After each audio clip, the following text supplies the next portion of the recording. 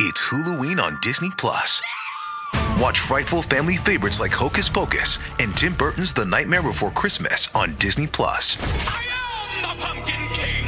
Then take the terror to 10 with a thrilling new remake of The Hand That Rocks the Cradle, Scream, and more with Halloween on Disney+. All these and more screaming this Halloween season with Hulu on Disney+. Bundle subscription required. 18+. Select Hulu content via Disney+. Additional content on Hulu app. Terms apply. Visit disneyplus.com/Hulu for details. Ford was built on the belief that the world doesn't get to decide what you're capable of. You do. So ask yourself, can you or can't you? Can you load up a Ford F-150 and build your dream with sweat and steel? Can you chase thrills and conquer curves in a Mustang? Can you take a Bronco to where the map ends and adventure begins? Whether you think you can or think you can't, you're right. Ready, set, Ford. This is True Spies, the podcast that takes you deep inside the greatest secret missions of all time. Week by week, you'll hear the true stories behind the operations that have shaped the world we live in.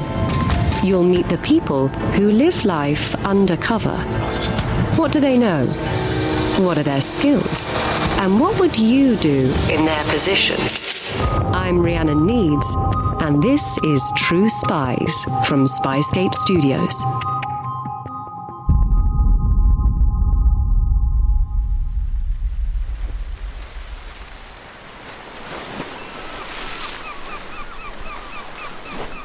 The Irish Sea stretches between the east coast of Ireland and the west coast of Britain. Its deep waters tell an old story. An ancient tale of two countries, full of raiders, traders, soldiers and spies. The promise of new life and the wrench of life taken. But there's a chapter missing. And where the sea meets the eastern shores of Ireland, until very recently indeed, you might have come across a man who could tell it firsthand. In this rural part of the country, you'd surely have seen him coming. At the very least, you'd have heard his name around town. At least the one he used. He was wearing cravats, and he was very disdainful and very rude to people by all accounts. And he annoyed a lot of the neighbours who didn't have a clue who he was after his return to Ireland, but they didn't like him because they felt he was a bit condescending and a bit snobby.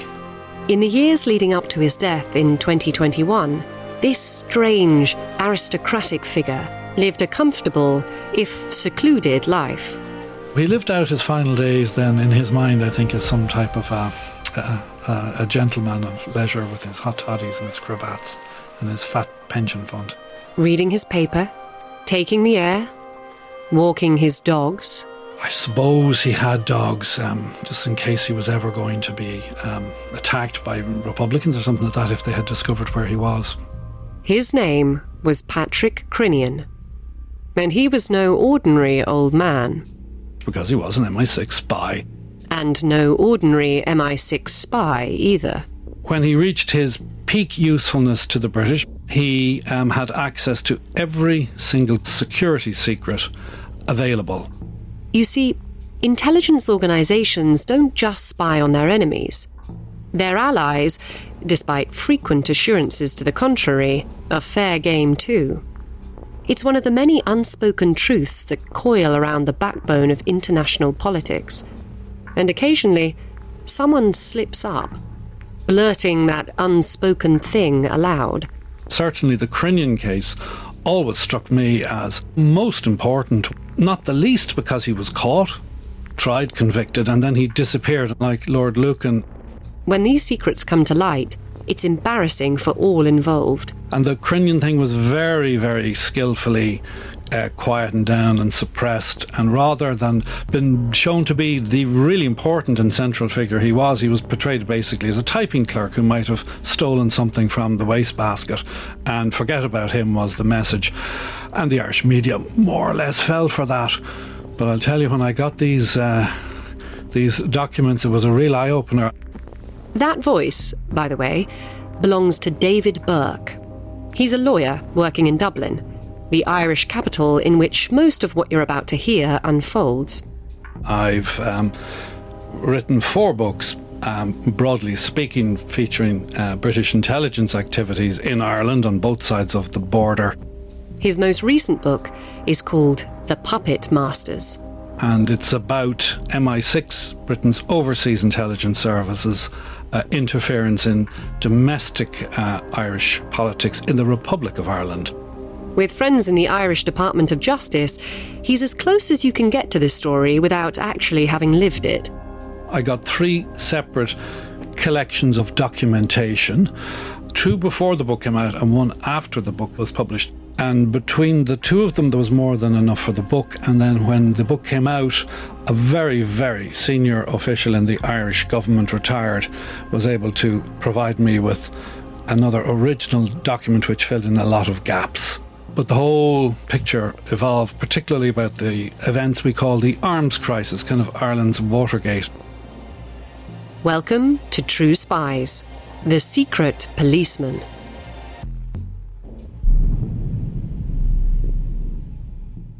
For the millions who make up the Irish diaspora around the world, Irishness itself comes in various shades.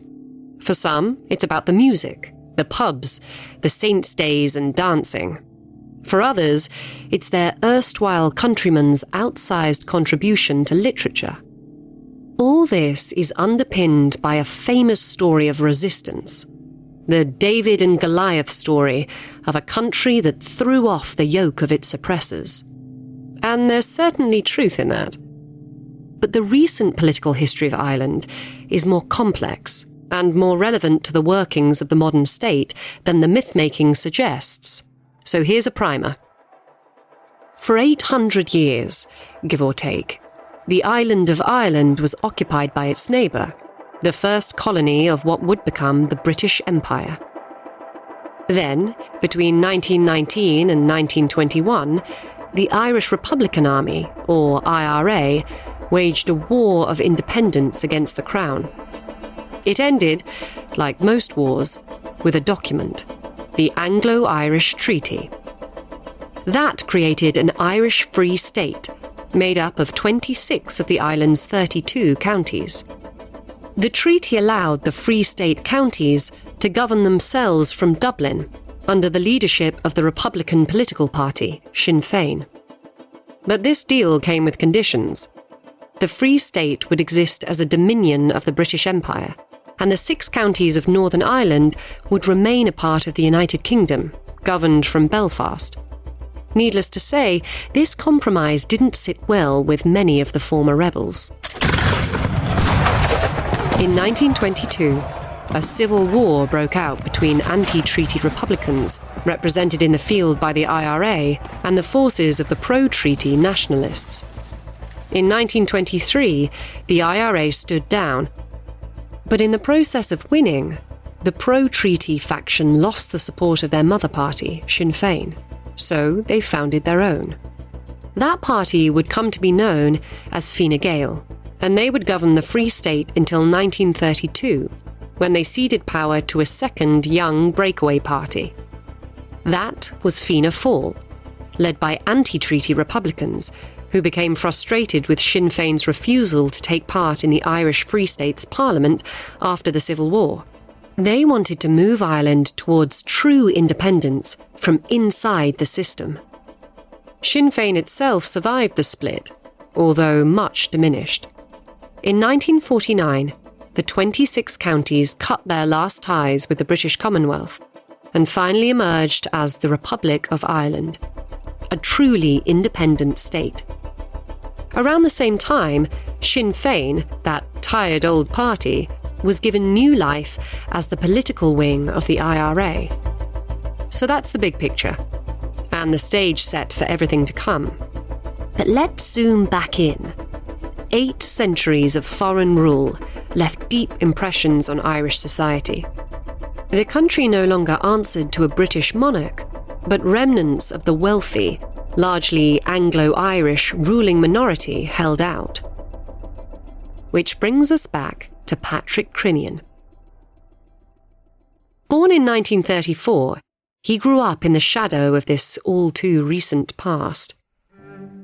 Patrick Crinnion's early life would be reminiscent of Downton Abbey. He was born into a family who worked for the Wingfield family, perhaps better known as the Powers Courts. Anybody who's visited Dublin and gone on a little bit of a tour of the country, they might have gone and visited Powers Court.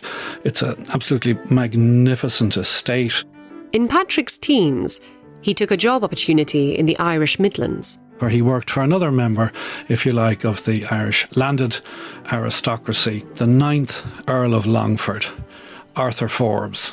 It quickly became clear to his employers that Patrick was a very bright young man.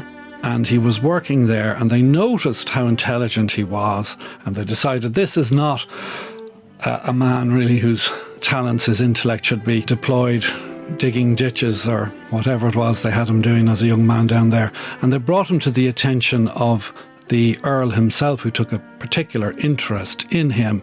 The Earl of Longford had a storied past, worthy of his own episode of True Spies. Because the Earl had a very distinguished intelligence background himself. He had been a flying ace during the Second World War, and he took this interest in this young man, Patrick Crinnion. But rather than maybe say, well, this guy could be a doctor or a lawyer or a school teacher or something like that, he groomed him to be a spy.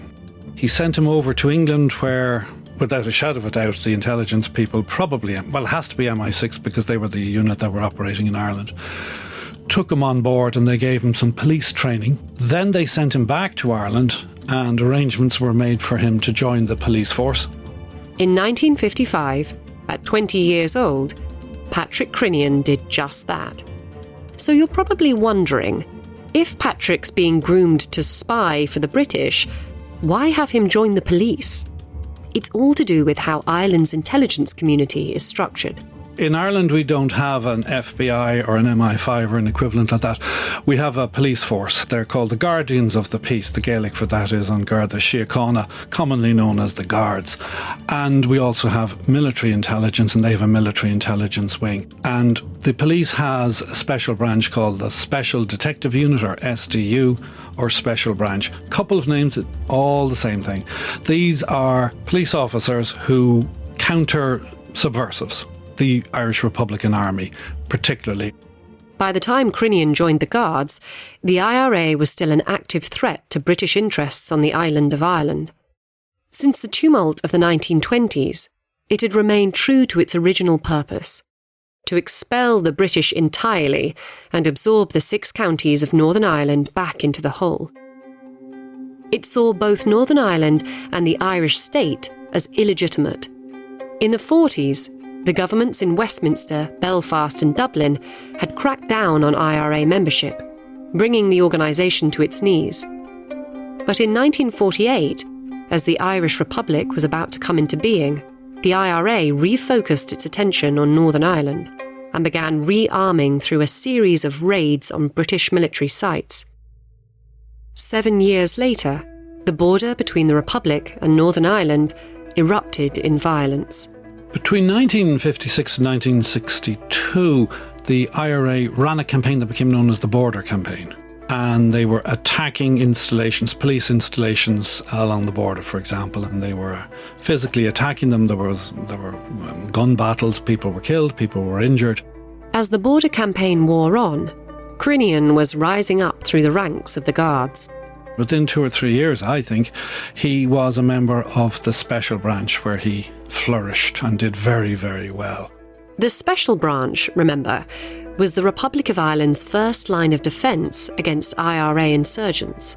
They had access to information on the group, their members and their movements that the British would find very interesting indeed. But when he had been in England, he had been told that at some stage you're going to get a tap on the shoulder and you're going to be asked to perform certain activities. Obviously, he knew exactly what was going on, that he was going to be asked to work for British intelligence. By the late 1950s, Patrick Crinnion was getting closer and closer to that moment. Now, when he was in the Special Branch, he got a summons to go to government buildings. And he went to the top floor where the Department of Justice was. or had an office anyway. And the head of the Department of Justice was a guy called Thomas Coyne. Like the Earl of Longford, Crinnion's old employer, Thomas Coyne was an old aviator. He'd fought for the British in the Great War. Crinnion is brought in and he meets this guy, Tom Coyne, and he's told, you're now going to be moved from the special branch into C3. C3 was at the heart of Ireland's domestic intelligence effort. Its nerve centre, if you like. Special branch units from around the country fed information into it, and it briefed the government of the day on its findings. At the time of my writings, there were 18 different special branch divisions. A spy within a special branch division could give you a sliver of the intelligence picture. A spy within C3 could give you the whole pie. This, Thomas Coyne explained, would be Patrick Crinnion's mission. And you have to keep your head down, keep your head low, and at some stage certain tasks will be asked of you. In other words, you're going to be asked to spy. Coyne had more instructions for the young guard.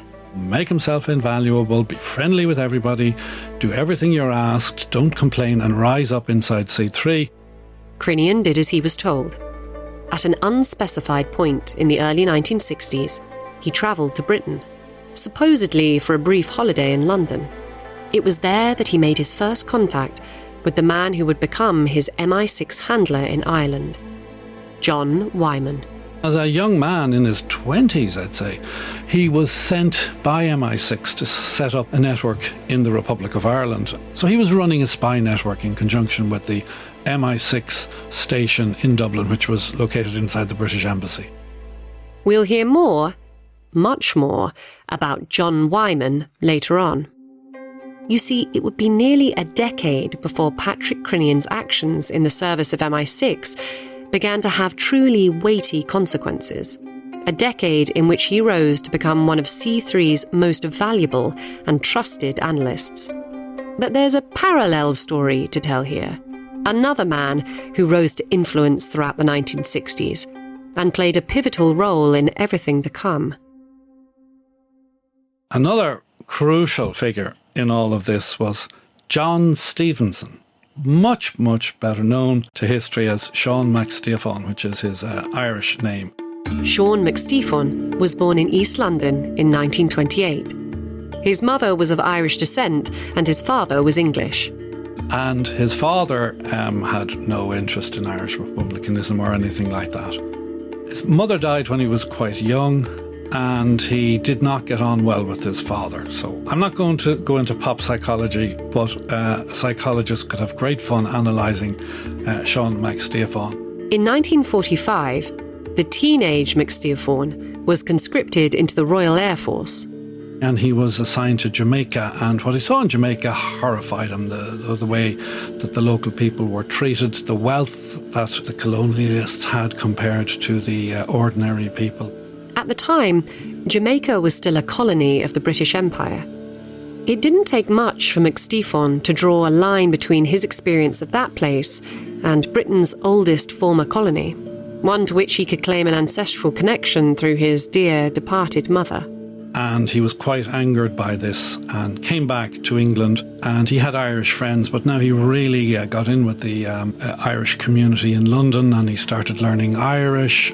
Over time, MacStiofan's anger and his affinity with the Irish Republican cause deepened. And he sent a signal eventually to Dublin saying he would like to set up a branch of the IRA in London. And again, this would have been in the 50s. Lo and behold, one day somebody turns up from Dublin and says to him, well, yeah, you can go ahead and you can do that, but if one word of this reaches to anyone anywhere, and if I hear about this in the grapevine, if anybody comes up to me in the street in Dublin and says, oh, I hear there's something going on in London, you're gone. We're going to shut you down. It was a test of discretion that MacStiofan was determined to pass. And he did, with flying colours. So a few months later, the IRA in Dublin came calling again. They had a job for him. Remember the border campaign, the IRA assault on the border between the Republic and the North? That kicked off in 1956, but not before many years of preparation. a large stockpile of guns and ammunition would be essential. So it was that in 1953, Sean McStephon found himself in a van, rolling towards a British Army officer training corps, based at a private school in Essex. Beside him is a man called Cathal Golding. Unlike McStephon, Golding had an excellent Republican pedigree. He'd already served time in prison for IRA activity in the 1940s and had recently been put in charge of a cell in Dublin. McStephon, Golding, and a third man arrived at the target and managed to sneak inside undetected.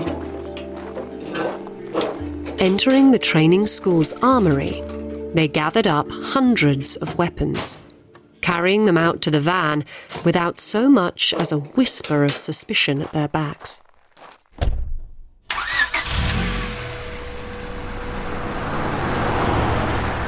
The raid had been a roaring success.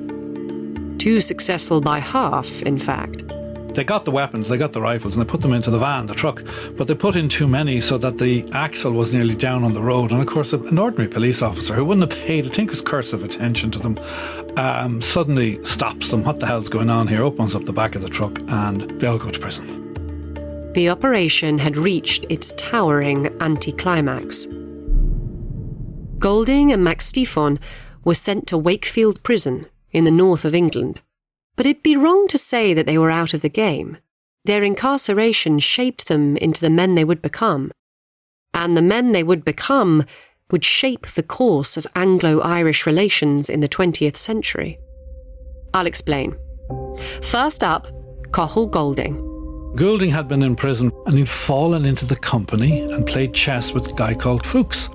Who on earth is Fuchs, you might ask?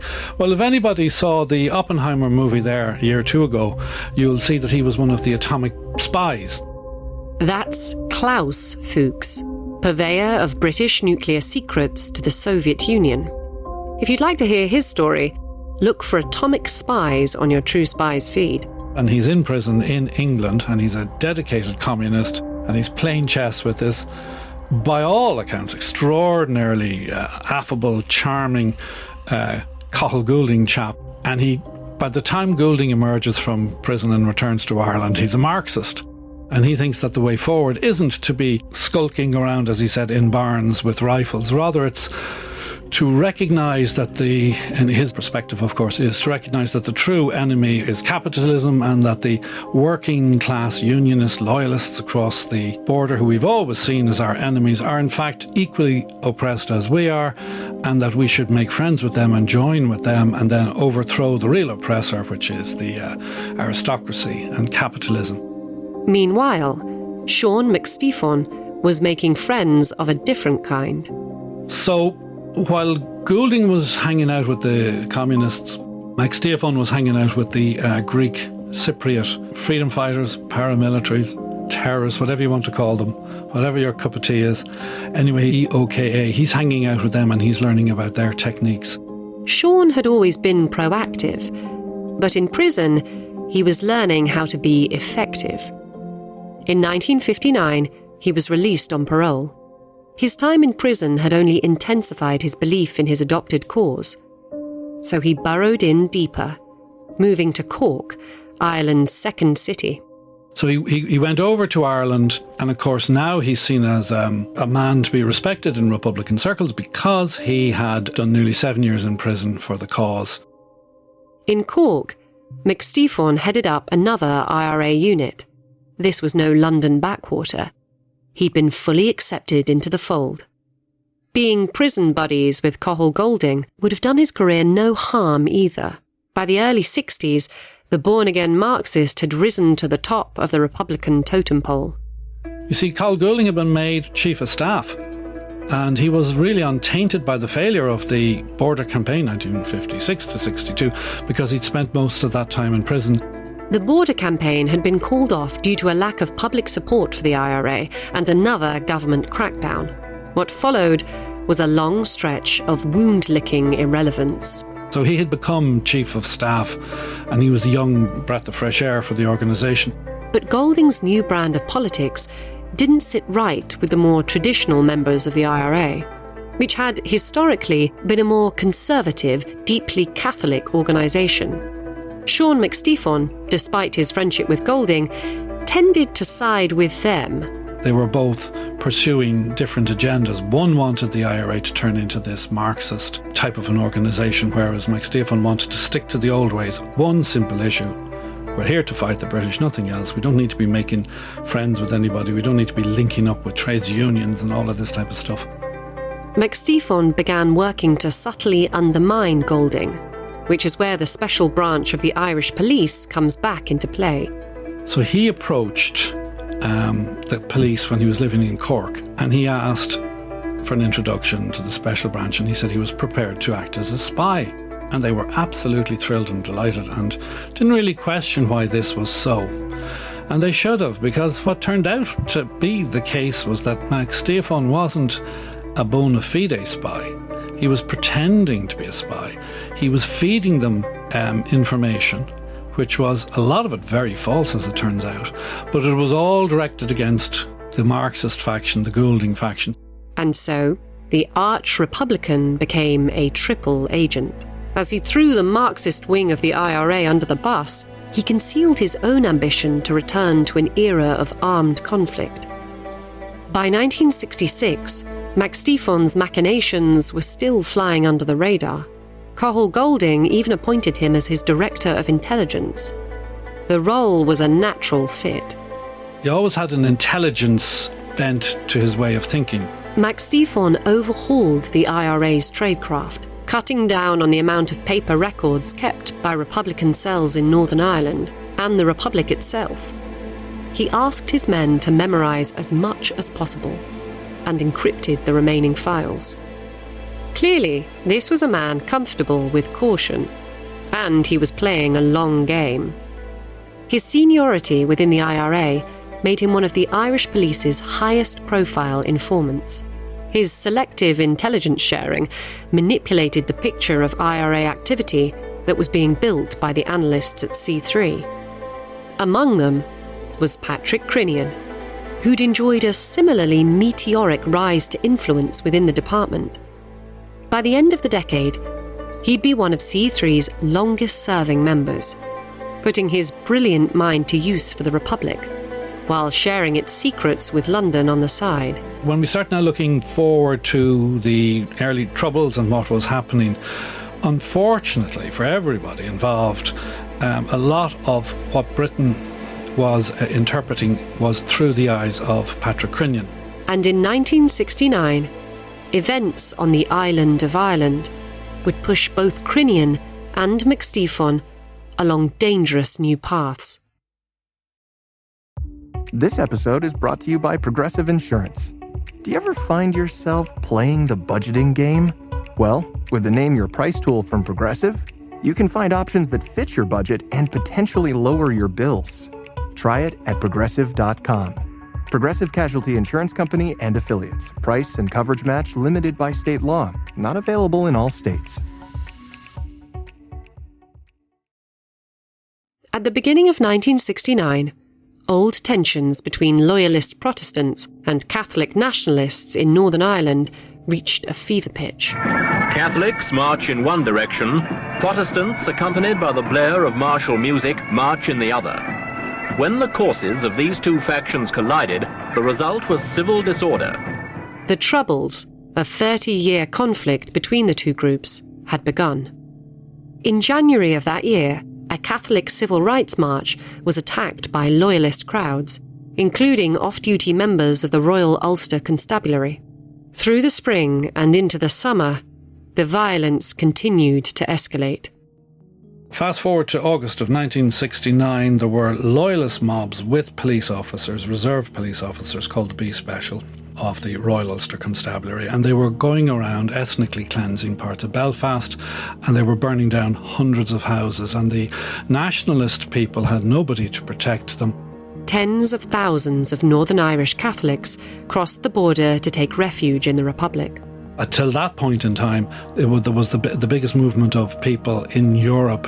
Watching from London, British Prime Minister Harold Wilson, leader of the left-wing Labour Party, sent soldiers to quell the violence. And the British Army started out and they were very effective, and they were very welcomed by the nationalist Catholic minority everywhere they were deployed, but most particularly Belfast. This became known as the honeymoon period, and the Catholic community were going out and they were bringing them cups of tea, sandwiches, feeding them. So there was no real anger or animosity at that stage against the British Army. If you know anything about the Troubles, you'll know that this situation was short-lived. Within the IRA, Sean McStephon's faction was as determined as ever to unite the island of Ireland by any means necessary. They were frustrated by their leader's lack of military action. But Cathal Golding's Marxist wing was intent on moving the IRA and its political wing, Sinn Féin, towards engagement with parliamentary democracy. In December 1969, a conference was called to decide the direction of the IRA. Golding stacked the vote in his favour. McStephon responded by calling his own conference, which resulted in the formation of a new group, the Provisional IRA, known colloquially as the Provos. Those who remained in Golding's camp rebranded as the Official IRA. From the headquarters of C3 in Dublin's Phoenix Park, Patrick Crinnion looked on aghast. He'd seen the split coming. Crinnion was a little bit ahead of the other police in one sense, that he recognised the potential and the danger, the threat of the old-fashioned, the old guard, if you like, McStephon and people like that. So Crinnion was very much to the fore in trying to bring this to people's attention and say how dangerous they were. But you see, nobody was listening to him, because by now, Sean McStephon, he had been on the ruling body of the IRA, the 7-man ruling body of the IRA called the Army Council. And the guards did not want to believe that they did not have the greatest source you can imagine. We have our spy on the Army Council.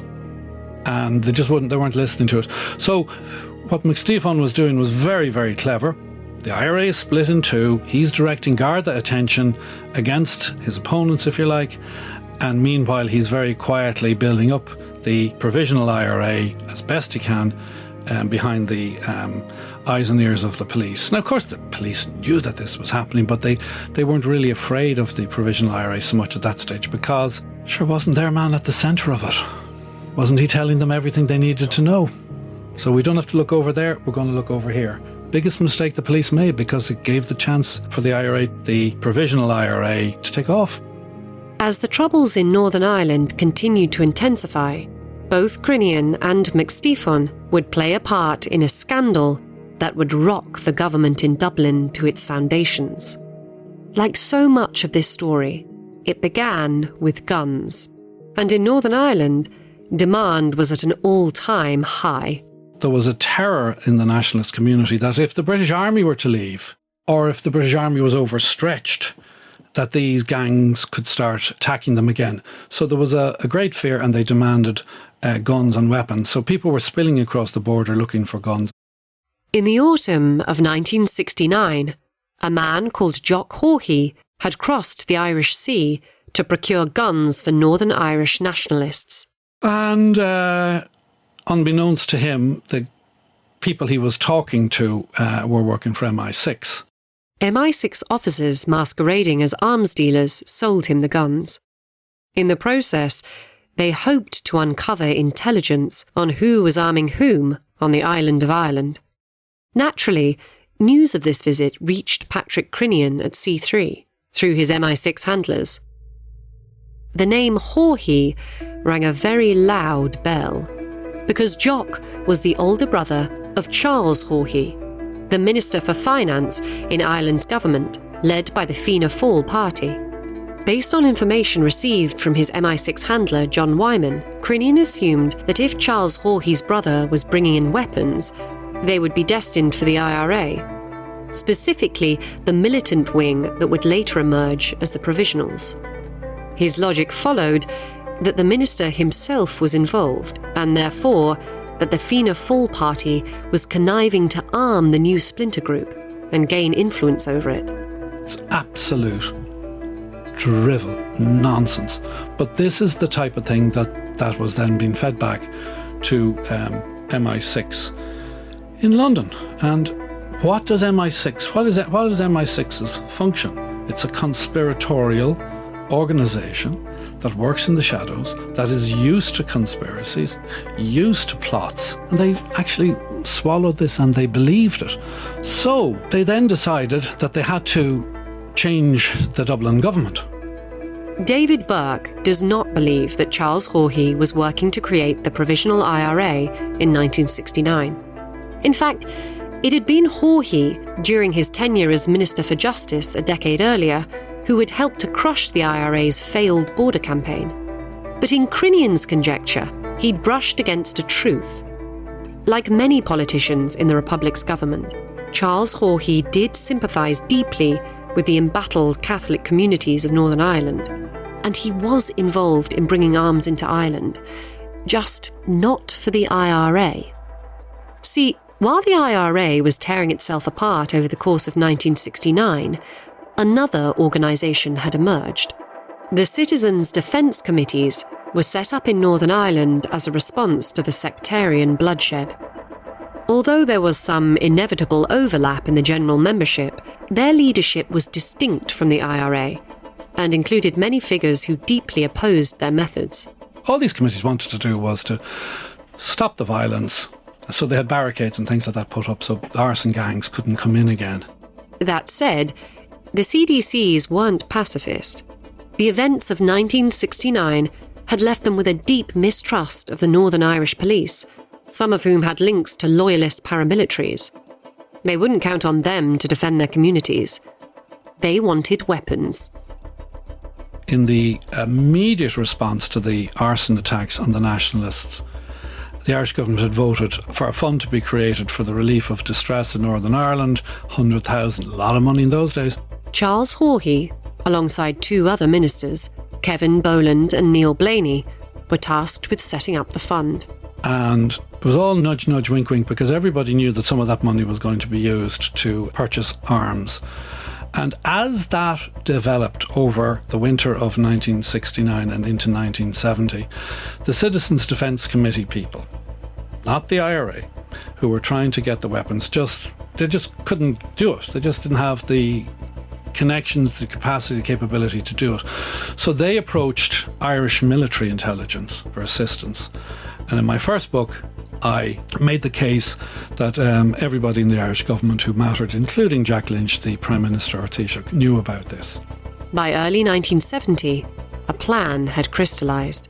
This was a government operation. The idea was we're going to get in guns, we're going to keep them on this side of the border, and only if there's a huge emergency and there's going to be wide-scale massacres in the north will we release the guns to the people in the north.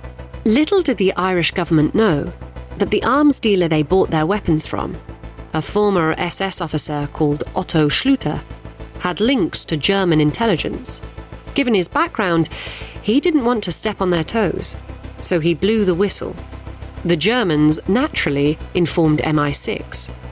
At the same time, Sean McStephon, now the leader of the Provisional IRA, was tipped off by an ally inside the defence committees. He smelled an opportunity. And this is where it all comes together. As part of this total misinterpretation of it, you had Sean McStephon trying to get one over on his opponent, Cathal Goulding, telling the police that Goulding is meeting with these government ministers, that these government ministers are helping the IRA get weapons, and that this has to be stopped. You'll notice that this is the opposite of what Crinnion has been told by MI6, namely that government ministers were conspiring to arm McStephon's side, the Provisionals. And rest assured, he'd been telling anyone who'd listen. But the special branch of the Guards still believed in their top informant. If you're confused, don't worry. So were they. But what they knew was that these guns were real, and they were on their way. So the Irish police force and the British intelligence are watching every move that's been made in this attempt to bring in weapons by Irish military intelligence, thinking that they're going to end up in the hands of the IRA, albeit Cathal Goulding's side. On the day that the shipment of weapons was due to enter the Republic, destined for an emergency cache near the border with Northern Ireland, word was spreading fast. It must have been the leakiest operation of all time, because the staff in the airport knew about it and were alerting everybody. The police knew about it because they had a huge presence of special branch cars around the place. British intelligence clearly knew all about it. The weapons would never arrive. In the end, the plot was undone by a phone call. The people in the airport, the officials in Customs and Excise, rang their minister, who was a Fianna Fáil minister, of course. Brian Lenihan was his name, and he knew exactly what was going on, because he rang the head of Irish military intelligence and warned him that the police were there. Now, why would he do that if it wasn't an official government policy about which he knew? And then the military intelligence stood everything down. The shipment was called off with immediate effect. Then Jack Lynch went into cover-up mode, and the whole thing would have been covered up. Yes, the whole sordid affair might have just gone away, had it not been for Patrick Crinnion. Remember, MI6 wants the Fianna Fáil government gone. Crinnion was the man to set that in motion.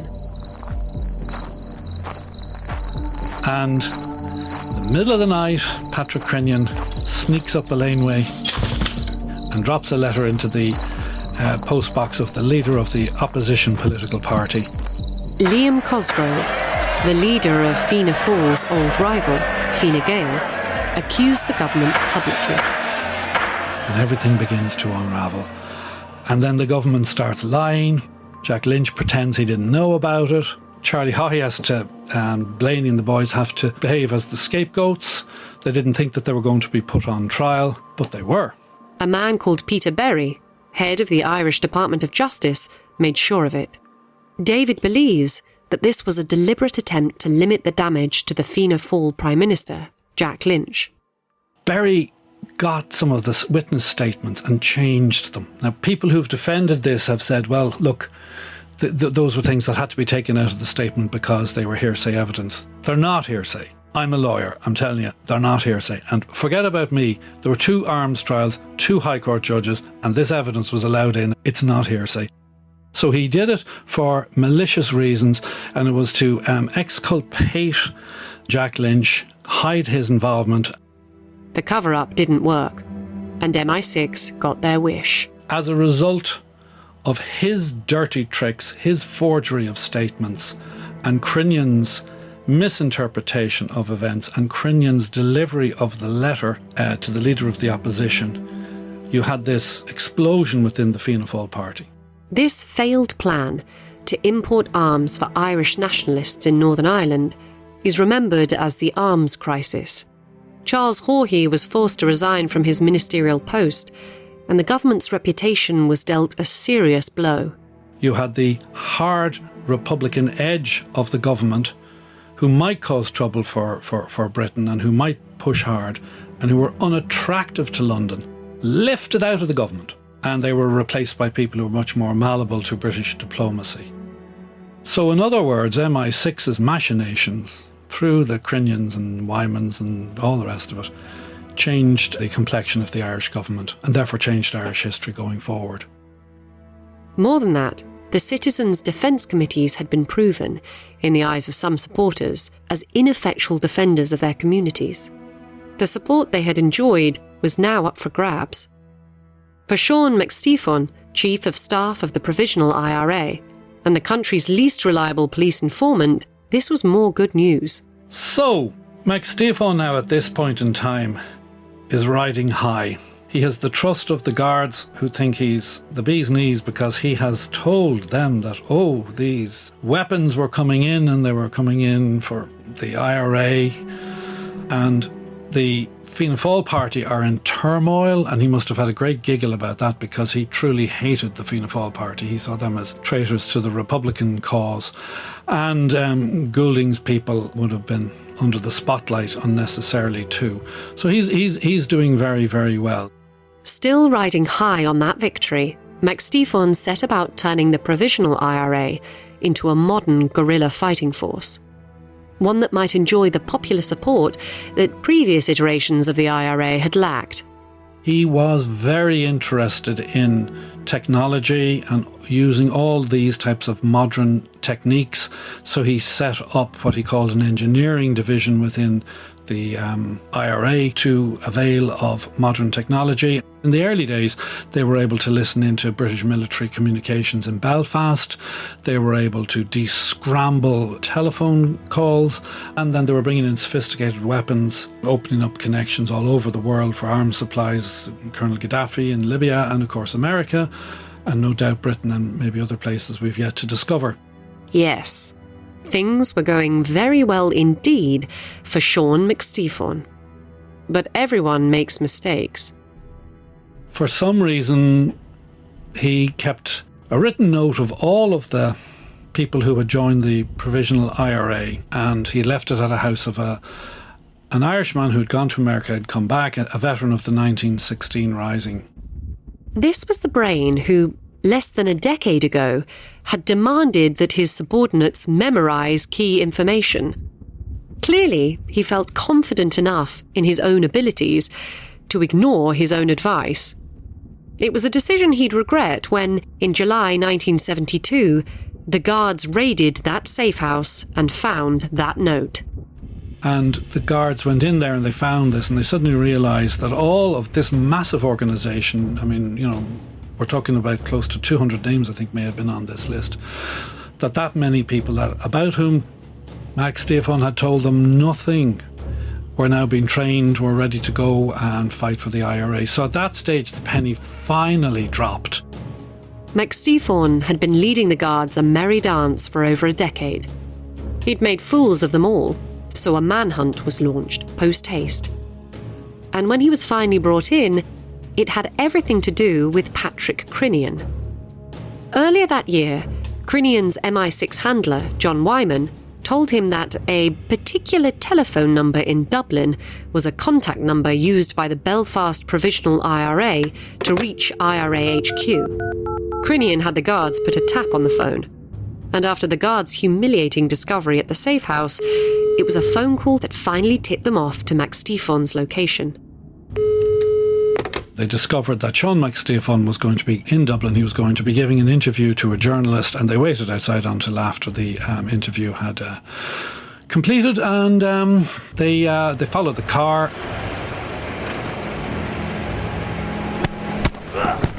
On the 19th of November, 1972, Sean McStephon was brought into Garda custody.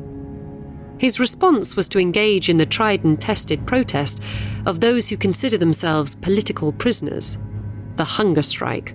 He continued with this hunger and thirst strike for a while, and he was put into hospital. On day 8 of his strike, the Provisional IRA mobilised to free their leader. Gunmen disguised as Catholic priests entered the hospital. The guards managed to repel them, and the IRA men fled, not before squeezing off a few rounds. There was a minor shootout, but nonetheless a shootout occurred, and this caused panic. Patrick Crinnion saw the need to move McStephon to a secure location, but outside the hospital, crowds of protesters gathered in his name. More gunmen would be along soon. They only needed to get lucky once. Moving McStephon openly could well end in disaster. But the Provisionals didn't have a monopoly on the art of disguise. Now, C3, I've been describing C3 as a nerve centre and a department where things were analysed, but it also, obviously, the policemen up there were quite active guys, and there was an ambulance that the police used, and Crinnion and others descended upon the hospital dressed as doctors, went in. Nobody really paid much attention to an ambulance going into the hospital. Crinnion, the doctor that wasn't, entered McStephon's hotel room. For all Crinnion knew of the man, as much as they'd both played the same game on opposite sides, this was the first time he'd ever seen him face to face. And he says, now we're moving you to another hospital. But Sean McStephon wouldn't go quietly. Suddenly, Crinnion found himself in a desperate wrestling match with an enemy of the state.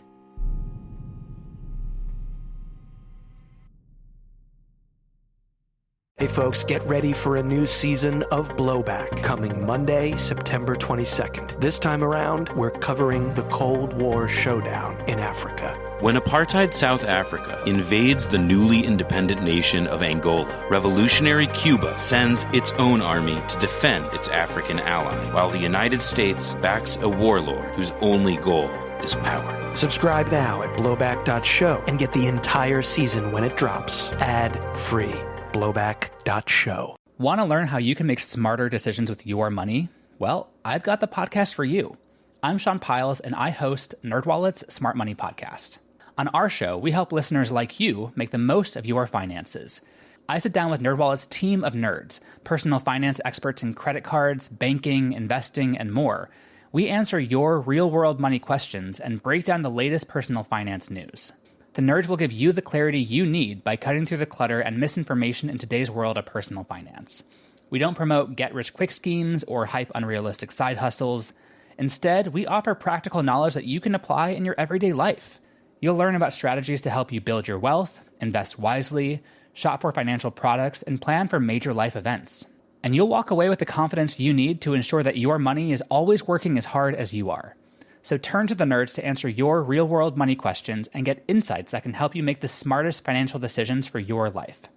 Listen to NerdWallet's Smart Money Podcast wherever you get your podcasts.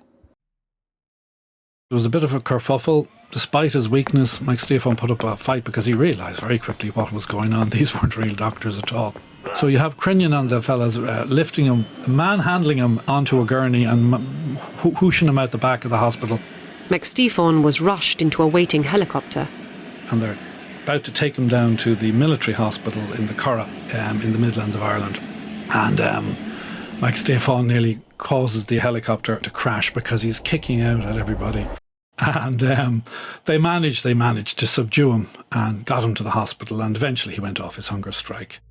Sean McStefan, the unlikely, Cockney-accented father of the Provisional IRA, was eventually released, but never wielded the same kind of influence again. In time, he suffered the fate of all powerful men. A younger generation pushed him out. This much to say that his part in this story is over. The chaos of the arms crisis had been Sean McStefan's high point. His downfall was Patrick Crinnion's, but the compromised guard's moment of glory would be equally short-lived. By now, the so-called honeymoon period, in which embattled Catholics had welcomed British troops, was a distant memory. 1972 would go down in history as the bloodiest year of the Troubles.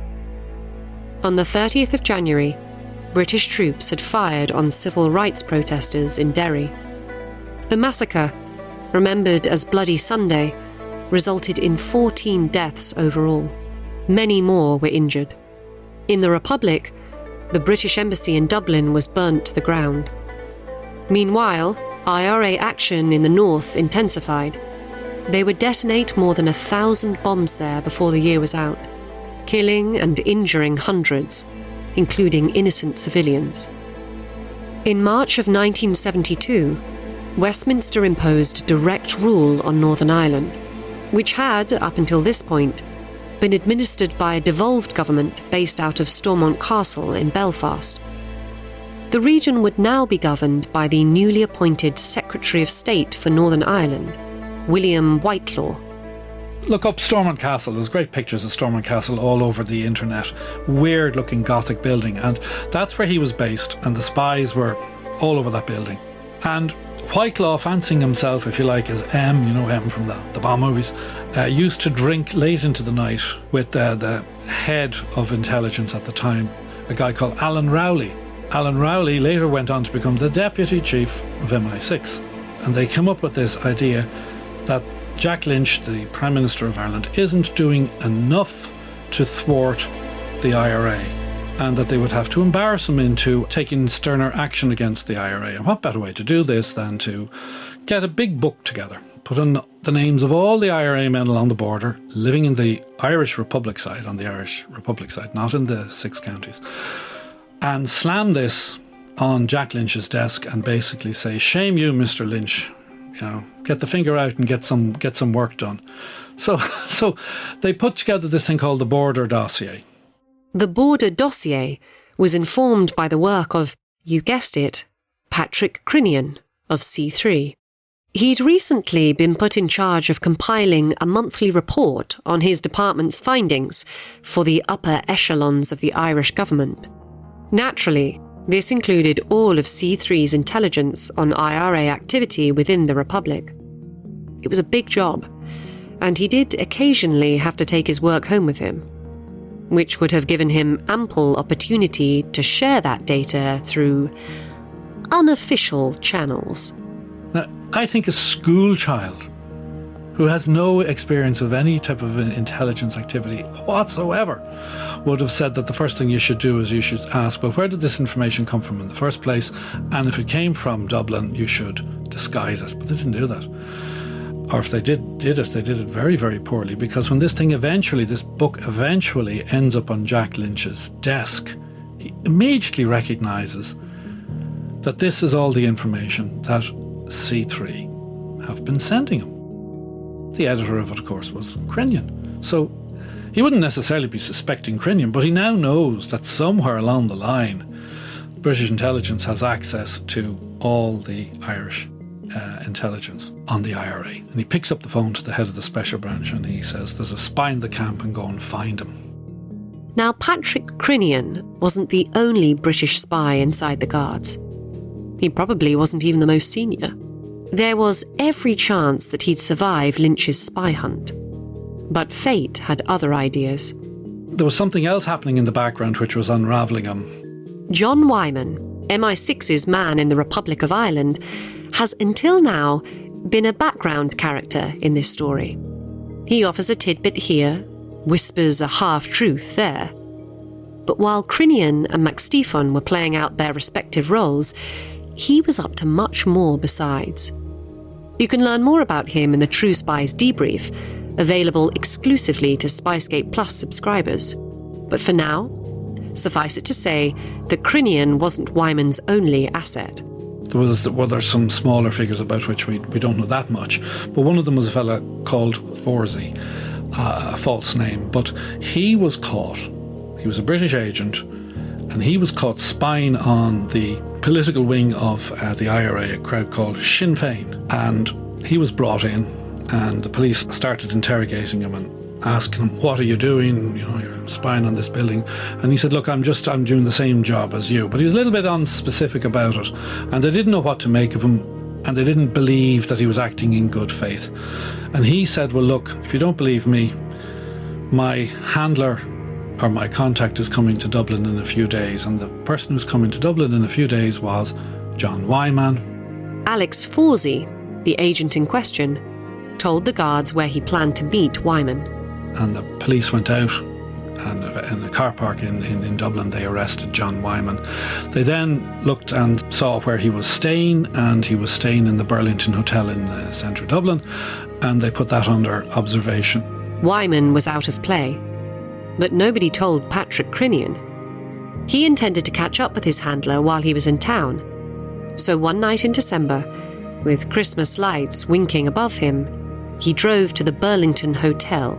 When Crinnion went up to the room where Wyman was meant to be, now Wyman at this stage he's arrested, he's in a cell, locked up, can't get out. His room in the hotel is occupied by special branch Irish police officers. And Crinnion knocks on the door, and he sees these guys. He doesn't recognise them. Obviously hears Irish accents, and he thinks, well, maybe these guys are the IRA, and maybe they've gone in there and they've abducted Wyman. So rather than turn around in a cowardly fashion, he bursts into the room to try and rescue Wyman, should Wyman be in there, but he isn't. There's then a conversation between these police officers. He tells them he is a police officer, and he agrees to go downstairs with them. You can imagine the thoughts racing through Patrick Crinnion's head. Everything he's worked for, and he's so proud of what he's worked for, could be about to go up in smoke. All because some narrow-minded policeman might not understand that he, C3's most gifted analyst, had been acting in the service of a greater good. Official Secrets Act be damned. So he thinks it over and decides to run. He makes a bolt for it at the door and he runs away and they're chasing him, and unfortunately for Crinnion, the shoelace snapped on his shoe and he tripped up, fell over, so they had him. Brought him down to the Bridewell police station and started interrogating him, and he was sending out messages to everybody, please, come down, I've done nothing wrong. And Crinnion's explanation for this was that I am in contact with British intelligence to the benefit of the guards. And if you think about the arrest of Sean MacSteophone, he certainly had a point about that. I mean, John Wyman had enabled Patrick Crinnion to set in train what became the arrest of the Chief of Staff of the IRA, Provisional IRA, and a very effective Chief of Staff of the Provisional IRA too. So Crinnion was a bit aghast that absolutely nobody would go down and save him or talk to him or anything like that. And I think the reason for that is plain and obvious. They all knew about the phone call from Jack Lynch, and now they have the scapegoat. No one's going to put their head above the parapet. This man's going to sink and everybody else is going to swim, innocent or guilty. No one's going to be tainted by this. We have our man, let him sink, and that's what happened to him. Not long after their thwarted meeting, Crinnion and Wyman, agent and handler, found themselves reunited under different circumstances. They're thrown into the basement of Mountjoy Prison in Dublin, and they're at either end of the whole basement wing is vacated just for them, and the whole thing is they're not to communicate with each other, but they do. Even in these straitened circumstances, the pair found time to engage in a little light tradecraft. They were able to pass by each other on the way to the toilets and flick in little notes and little bits of paper. And this was discovered before the trial, and this caused a minor kerfuffle in the Department of Justice, which was responsible for the prison service. It wasn't the end of the world, but the next day when they carried out a much more rigorous search, they found a letter that Crinnion was writing to Jack Lynch, the Prime Minister of Ireland. And they found it embedded in a tray. In this letter, he told Jack Lynch about how he had been recruited by Thomas Coyne. This letter, decades later, found itself in the possession of one David Burke, the Irish lawyer telling this story, a man with sources close to his country's Department of Justice. The Department of Justice official who was involved in all of this wrote it all up in this document which I have. And he clearly saw the potential for a cover-up. So what he did was he made sure that the letter at least got in the post to Jack Lynch. Whether it reached Jack Lynch or not is another day's work. Now, as far as I can tell, and I have never heard a whisper of any type of investigation taking place. Jack Lynch's papers don't appear to include this letter from Crinnion, indicating possibly he didn't get it. And it was covered up. I mean, this should have resulted in an explosion within the Department of Justice and the rooting out of spies and everything, but it was all covered up. And so, in the end, Crinnion and Wyman got off lightly. The trial then took place a few weeks later. The big serious charges against Wyman and Crinnion were dropped because they had to name all the IRA people in the documents and that. They weren't going to do that. So the boys got out with a slap on the wrist, time served, and they basically fled the country. John Wyman was on the first jet out of Ireland and promptly disappeared for good. Wyman could still be alive. He'd only be in his 80s now. Patrick Crinnion went with him. There were reports of him being seen here, there and everywhere. You had sightings of him in Africa, you had sightings of him in America and all the rest of it. And these sightings were by people who actually knew him, including police officers. And they were all right, but it led to all types of rumours. No, he was living in Surrey, in London. And he would have been walking by Irish people day in, day out. And what had happened was he got a number of jobs. MI6 fixed him up with a number of jobs, but eventually seems to have settled on a job selling airplane parts on behalf of a Scandinavian aviation company, possibly including military parts, all over the world. So you see, when he was seen in Africa or New Zealand or wherever it was, he was seen by people. He was there in business for this aviation company. But it created the myth that he was working for MI6 and he turned into a kind of a James Bond figure and he was working for them in Africa and all that nonsense. Having done very well for himself in the private sector, Crinnion waited until he had aged beyond recognition and retired on the east coast of Ireland under an assumed name. By the time he'd come back to Ireland, peace process was underway and all of that. The violence had stopped. That's where we found him at the start of this story, full of the airs and graces he surely felt he deserved. He wore his cravats, drank his hot toddies, and was generally difficult to like. He died in June of 2021. Sadly for him, he got Parkinson's disease, and he died on that date. There are secrets that Crinnion almost certainly took to his grave. Perhaps they'll never come to light. But you do have the opportunity to find out more. This has, after all, been a highly streamlined retelling of this story. Pick up a copy of David Burke's latest book, The Puppet Masters. You might be surprised by what you discover.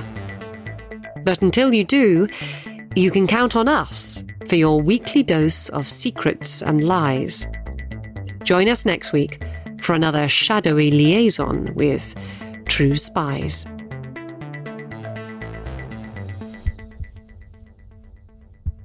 Disclaimer. The views expressed in this podcast are those of the subject. These stories are told from their perspective, and their authenticity should be assessed on a case-by-case basis. If you're enjoying this podcast, please click now to give it a 5-star rating or leave a review. Ratings and reviews help people discover the podcast and help us bring you more great stories. And if you have some time, why not forward the podcast to a friend? So drove into the estate and drove like hell out into the countryside and changing gears like some kind of mad rally driver. And the car that was chasing me came out from behind me and I could hear thuds in the boot of the car. These guys were firing at me and I thought, I was dead. Willie hammered the accelerator. He saw an opportunity, a small gap between a truck and an oncoming bus. He gripped the steering wheel, now or never. The bus nearly clipped the back of my car. Willie rolled into a car park, knuckles still white against the leather. He parked the car and ran under some bushes. Another car entered the lot. It performed a slow circuit of the area. Finally, it turned to leave. And I went home and just waited. The next night, the phone rang. It was a handler from the Fru. We need to see you tonight. True Spies, the classics. From SPYSCAPE Studios. Search for True Spies wherever you get your podcasts.